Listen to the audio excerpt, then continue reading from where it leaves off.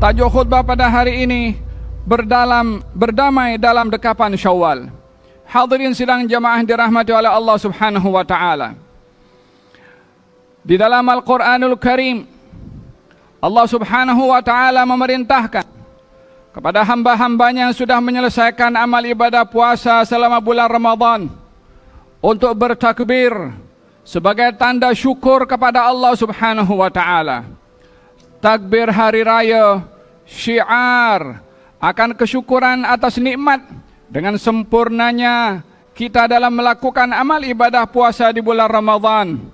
Firman Allah Subhanahu wa taala ba'da a'udzubillahi minasyaitonir rajim, walitukmilul iddata walitukabbirullaha ala ma hadakum wala'allakum tashkurun. Hendaklah kamu menyempurnakan ibadah puasa kamu selama sebulan penuh. Lalu hendaklah kamu semua bertakbir membesarkan Allah atas hidayah yang telah diberikan kepada kamu. Moga-moga kamu dengan demikian digolongkan dalam golongan orang-orang yang bersyukur. Syukur menuntut kepada kita semua 3 perkara. Yang pertama dengan hati, meyakini bahwasanya datangnya nikmat adalah dari Allah. Yang kedua, syukur dengan lisan dengan berzikir untuk membasahi lidah kita bersyukur kepada Allah Subhanahu wa taala.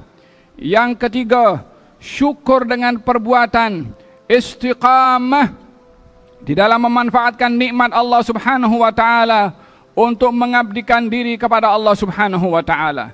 Sebaik-baik nikmat diberi oleh Allah adalah nikmat petunjuk, nikmat hidayah, nikmat ibadah.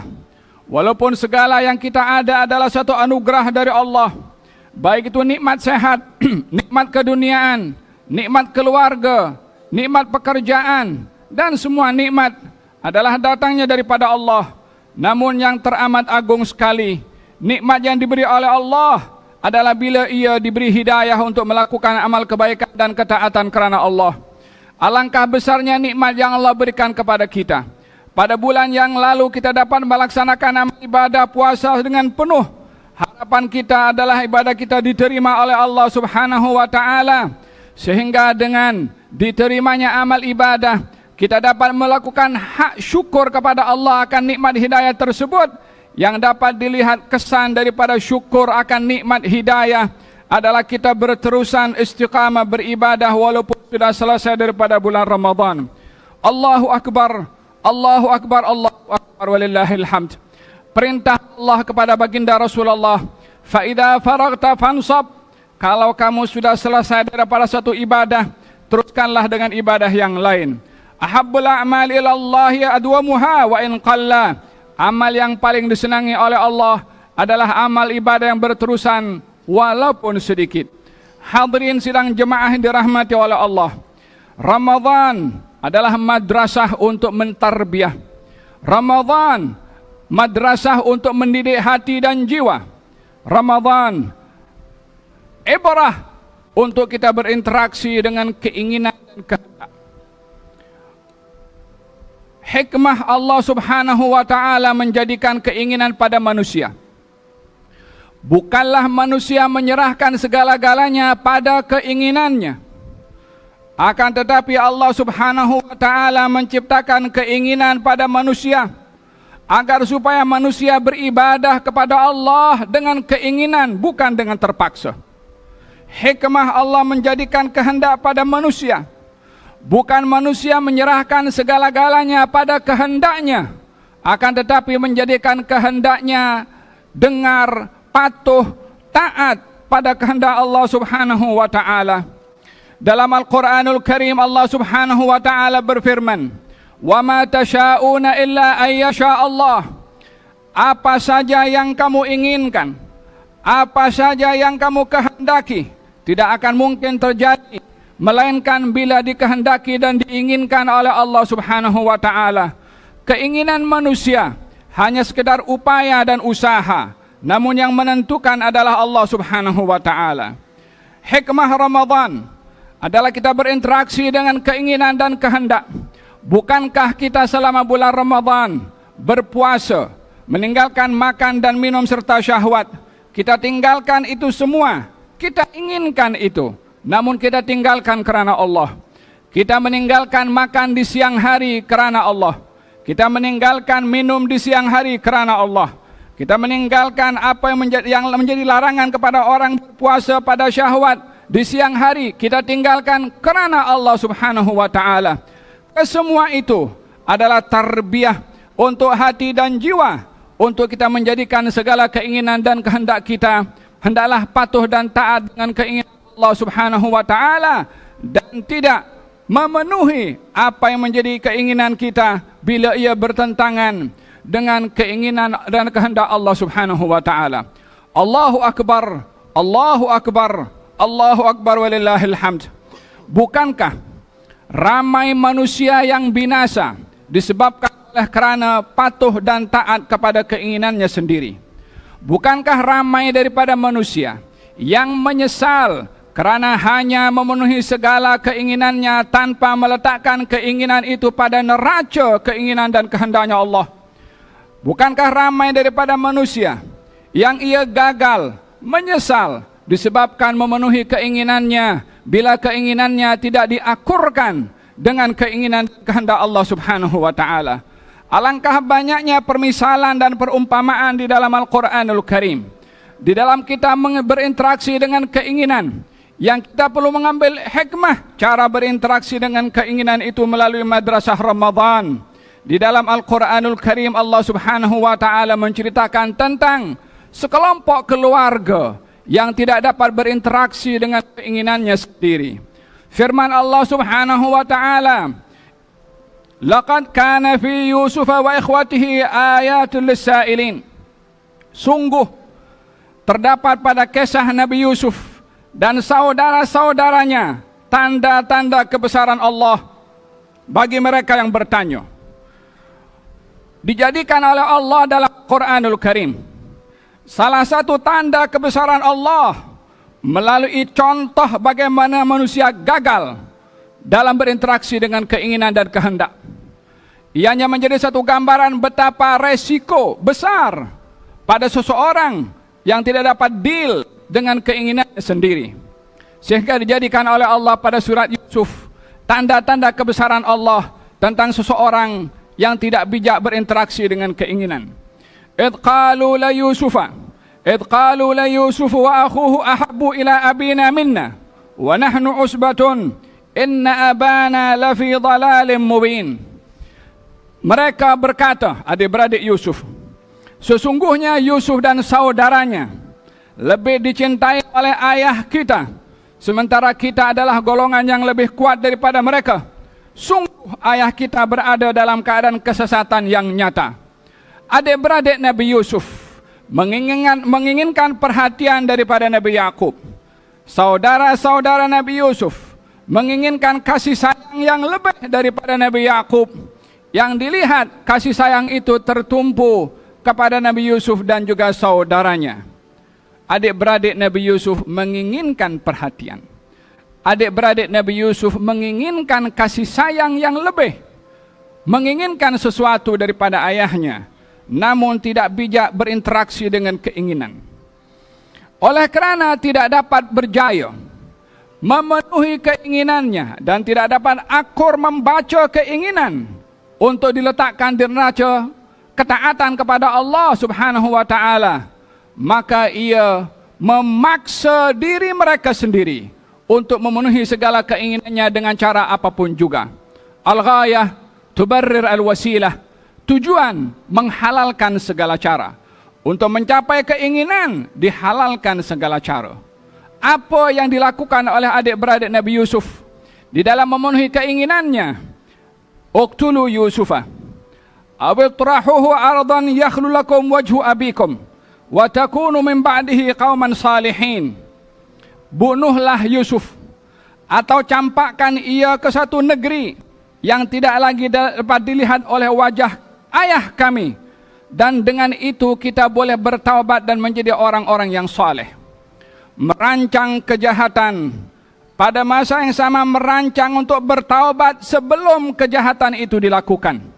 Bunuh Yusuf, campakkan ia, pulaukan ia. Setelah kita melakukan itu, barulah kita bertaubat dan menjadi orang yang saleh. merancang taubat sebelum kejahatan dilakukan semata-mata untuk memenuhi keinginan dan kehendaknya meraih perhatian daripada seorang ayah. La taqtulu Yusufa wa alquhu fi ghayabatil jubbi yaltaqidhu ba'du sayyarah in kuntum fa'ilin. Jangan bunuh Yusuf, campakkan ia ke dalam perigi yang boleh dijumpai oleh para musafir, yang boleh dibawanya.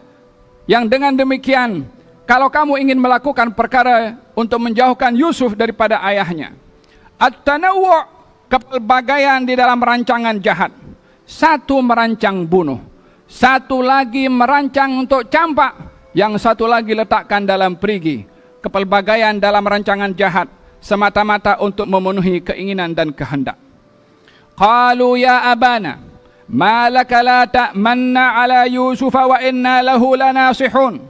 Wahai ayah kami, kenapa engkau tidak percaya kepada kami untuk menyerahkan Yusuf bermain dengan kami? Sesungguhnya kami akan menjaga kepadanya. Rancangan penipuan yang ditipu orang yang paling berhak untuk dihormati. Yang ditipu adalah orang yang amat berjasa kepada mereka. Ayah yang tiada lagi kedudukan yang lebih tinggi setelah Allah dan Rasulnya, melebihi daripada orang tua. Menipu kepada ayahnya untuk melakukan kejahatan kepada saudaranya sendiri. Hadirin sidang jemaah dirahmati oleh Allah. Keinginan yang tidak diakurkan dengan keinginan Allah, ia akan terjerat, tergelincir kepada satu sikap egois, arogan, dan menghalalkan segala cara. Wa jaa abahum isya'an yabkun. Setelah rancangan mereka berjaya menipu ayahnya, dibawalah Nabi Yusuf dan dilakukanlah apa yang mereka ingin lakukan kepada Nabi Yusuf. Malam datang dalam keadaan mereka menangis di hadapan ayahnya. Qalu ya abana inna dhahabna nastabiq wa tarakna Yusufa inda mata'ina fa akalahu dhi'bu wa ma anta bimu'minin lana walau kunna sadiqin.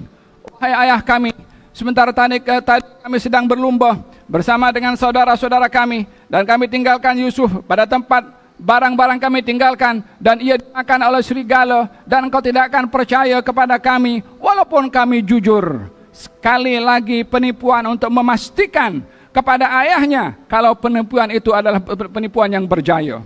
Waja'u ala qamisihi bidamin kadhib, untuk memastikan penipuan itu berjaya, membawa pakaian Nabi Yusuf dengan dibasahi dengan darah, yang juga darah itu adalah darah palsu.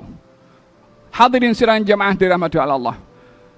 Penipuan, khianah, dusta, jenayah, semua diambil dilakukan semata-mata hanya ingin memenuhi kehendak dan keinginan mereka mendapat perhatian daripada seseorang. Apakah yang akan berlaku? Adakah mereka berjaya mendapat apa yang mereka inginkan? Adakah mereka berjaya mendapat apa yang mereka kehendaki? Qalu tallahi laqad atharakallah alaina wa in kunna la khati'in. Waktu berlalu, fasa demi fasa berlalu. Akhirnya Nabi Yusuf berada dalam kedudukan kepimpinan pemerintahan yang cukup tinggi, dimuliakan oleh Allah di sisinya, dimuliakan di dunia dengan kedudukan yang memberi manfaat kepada orang ramai, yang akhirnya mereka yang menginginkan kejahatan kepada Nabi Yusuf, mereka yang menginginkan perhatian daripada seorang ayah, mereka yang menginginkan dan menginginkan tak dapat apa mereka inginkan, tak berjaya apa mereka inginkan, Allah angkat Nabi Yusuf. Mereka ingin menjatuhkan Nabi Yusuf, yang akhirnya mereka datang pun mendapat pertolongan daripada Nabi Yusuf. Wa ma tasyauna illa ayyasha Allah. Apa yang kamu kehendaki tidak mungkin berlaku melainkan bila dikehendaki oleh Allah Subhanahu wa taala. Allahu akbar, Allahu akbar, Allahu akbar walillahil hamd. Hadirin sidang jamaah dirahmati oleh Allah. Puasa mendidik kepada kita supaya kita bijak berinteraksi dengan keinginan, meletakkan segala keinginan kita bukan kepada keinginan kita sendiri semata-mata, tetapi meletakkan keinginan kita pada apa yang Allah Subhanahu wa taala inginkan dan Rasulnya, la yu'minu ahadukum hatta yakuna hawahu taba'an lima ji'tu bih. Tidak sempurna iman kamu sehingga keinginan salah seorang daripada kamu ikut dengan ajaran yang aku datang dengannya. Demikian sabda Rasulullah sallallahu alaihi wa ala alihi wasallam. Allahu akbar, Allahu akbar, Allahu akbar walillahil hamd. Sidang jemaah dirahmati oleh Allah, pengajaran yang ketiga daripada bulan Ramadan al-Mubarak adalah dengan berjayanya kesempurnaan puasa yang kita lakukan dan kita berada di hari raya Idul Fitri. Hari raya menampakkan kesucian, hari raya muhasabah, hari raya ihsan, hari raya maaf, hari raya mengubah suasana ceria, khususnya kita bersama dengan keluarga.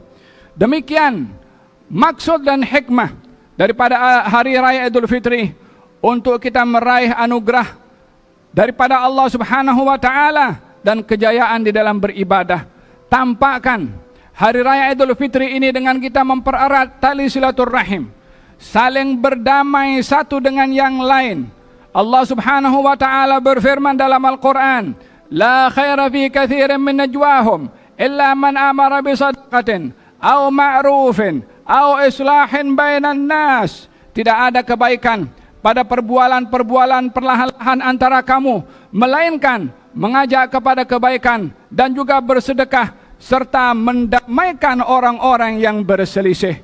Di antara hikmah Ramadan dan juga hari raya Idul Fitri adalah untuk hidup damai antara kita dengan Allah, untuk tidak memerangi Allah melalui melawan perintah dan juga larangannya. Berdamai sesama manusia dengan saling memaafkan, dengan saling mendahulukan ihsan satu kepada yang lain. Fa ahsin kama ahsanallahu ilaik. Berbuatlah kamu ihsan seperti Allah sudah pun berbuat ihsan kepada kamu. Golongan yang paling layak untuk mendapatkan ihsan daripada kita adalah ahli keluarga kita sendiri. Allah Subhanahu wa taala menegur kepada Sayyidina Abu Bakar Siddiq radhiyallahu anhu wa ardhah, disebabkan oleh karena satu keadaan yang melibatkan hubungannya dengan salah seorang kerabatnya bernama Mistah. Mistah salah seorang yang tergelincir melakukan kesalahan terhadap Sayyidina Abu Bakar Siddiq. Dia yang bersalah. Dia menuduh putri Sayyidina Abu Bakar Siddiq ada hubungan sulit dengan seorang bernama Safwan ibnul Mu'attal. Mistah yang makan minumnya ditanggung oleh Sayyidina Abu Bakar. Mistah yang nafkahnya dibayarkan oleh Sayyidina Abu Bakar. Mistah yang bergantung dengan pemberian dan ihsan Sayyidina Abu Bakar Siddiq. Bagaimanakah seseorang bila disakiti oleh orang yang dia telah berjasa kepadanya? Disakiti orang lain tidak sama dengan disakiti oleh orang terdekat. Akan terkesan tajam dan luka yang dalam bila yang melakukan kesalahan dan melukai perasaan daripada orang-orang yang terdekat. Sayyidina Abu Bakar Siddiq salah seorang daripada mereka yang terluka hati dan perasaannya karena orang yang terdekat daripada kerabatnya. Lalu ia marah dan berazam, saya tidak akan bagi sedekah lagi kepadanya. Wallahi, demi Allah, saya tak akan sambung pemberian kepadanya. Turun firman Allah, bukan menegur kepada Mistah yang bersalah, walaupun yang bersalah mesti bertaubat. Turun firman Allah, menegur bukan kepada Mistah yang menuduh yang bukan-bukan kepada kehormatan Sayyidina Abu Bakar, walaupun tuduhan itu adalah bahagian daripada kadzab dan dosa besar.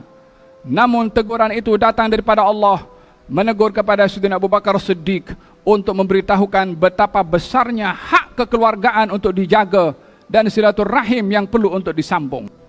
Allah Subhanahu wa taala berfirman pada teguran itu, wala ya'tali ulul fadli minkum was-sa'ati ay yu'tu ulil qurba wal masakin wal muhajirin fi sabilillah wal ya'fu wal yasfahu ala tuhibbuna ay yaghfirallahu lakum wallahu ghafurur rahim. Jangan sekali-kali orang yang diberi kelebihan harta dan keluasan untuk bersumpah tidak memberi kepada kaum kerabat dan juga orang-orang miskin serta orang-orang berhijrah di jalan Allah. Maafkan dia, lupakan kesalahannya. Tidakkah kamu mahu mendapat pengampunan dari Allah? Sesungguhnya Allah Maha Mengampun dan juga Maha Mengasihi. Ayat ini dibacakan oleh Rasulullah kepada Sayyidina Abu Bakar As-Siddiq atas perbuatannya dan sumpahnya. Maka Sayyidina Abu Bakar mengatakan, saya mahu pengampunan daripada Allah.